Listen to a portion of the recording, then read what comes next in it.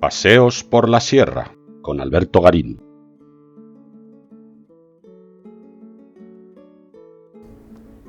Si hay un concepto habitual en historia del arte es el de la belleza, incluso considerando que podemos establecer una especie de instrucciones que nos van a permitir llegar hasta un modelo de belleza perfecta. Es indudable que los seres humanos disponemos de una capacidad para la estética, es decir, para tener gusto por adquirir, por apreciar, por valorar una serie de sensaciones que van más allá de lo práctico, de lo funcional y que sencillamente recrean nuestros sentidos. Habitualmente suele ser la vista el que más asociado está a ese concepto de belleza, pero por supuesto hay un gusto estético del oído vinculado a la música o un gusto estético del olfato vinculado a los perfumes, a la capacidad para valorar una flor que tenga un olor exquisito, o un gusto estético asociado al tacto. Entonces tenemos toda la relación que nuestras manos pueden tener con la piel, con las telas, la suavidad, las texturas. Esto implica que dado que tenemos esa capacidad para valorar la estética, el paso siguiente es, insisto, esa creencia de que quizás hay una estética superior, belleza, que podemos establecer, una vez más, a partir de unas instrucciones. Esto nos puede llevar a preguntarnos si en realidad para adquirir esas instrucciones la clave sería sencillamente educar nuestra capacidad estética, seguir un cierto procedimiento que nos lleve a considerar que somos capaces de, todos como sociedad, llegar a una serie de parámetros comunes de lo que es bello y de lo que no es bello. Cuando estoy hablando de educación, rápidamente nos viene a la mente la formación reglada, la que recibimos en las escuelas, en los colegios, y podemos pensar ese profesor de Historia del Arte o ese profesor de Bellas Artes que es capaz de explicar a sus alumnos cuáles son los elementos más significativos que hay que reconocer en los objetos, en las sensaciones que nos rodean para apreciar aquellas que son realmente bellas. No nos equivoquemos. Todos hemos podido tener un maestro brillante que nos ha llevado hasta ese lugar para apreciar ciertas sutilidades estéticas que no manejábamos antes. Pero hablo de educación como esa formación permanente que los seres humanos recibimos a lo largo de nuestra vida. Porque si algo caracteriza a esos seres humanos es nuestra capacidad para estar aprendiendo permanentemente. Incluso la persona más anciana, con las capacidades mentales más limitadas, sigue aprendiendo. No es un proceso que arranca de un punto inicial en el que ya poseemos todo ese conocimiento. Por ejemplo, un conocimiento estético. No es que el bebé cuando nazca ya sea capaz de distinguir en su cabeza qué es bello de lo que no lo es, y a la larga lo que va a hacer en esa formación reglada es llegar a ese punto de partida inicial. No. Educamos nuestro gusto estético.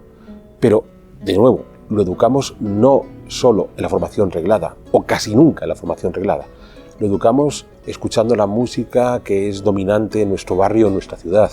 Lo educamos cuando, paseando por esa misma ciudad, tenemos el hábito de valorar ciertos edificios, ciertos parques, ciertos monumentos frente a otros.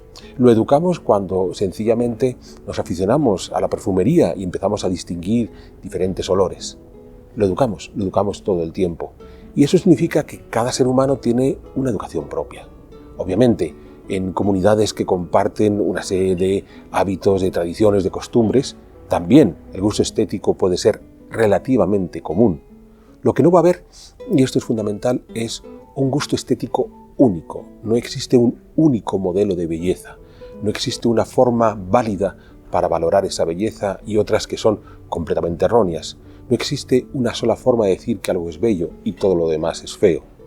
Y sin embargo, como decía al principio, el concepto de belleza es uno de los elementos más habituales dentro de la historia del arte y uno de los que más se suelen imponer, eso sí, en la formación reglada, donde parece que todo se soluciona con explicar que algo es bello, a partir de una serie de proporciones, a partir de una forma de componer los elementos que reúnen la escultura, el cuadro, la obra arquitectónica, a partir de una serie de conceptos que determinados historiadores del arte del pasado han podido colocar como claves.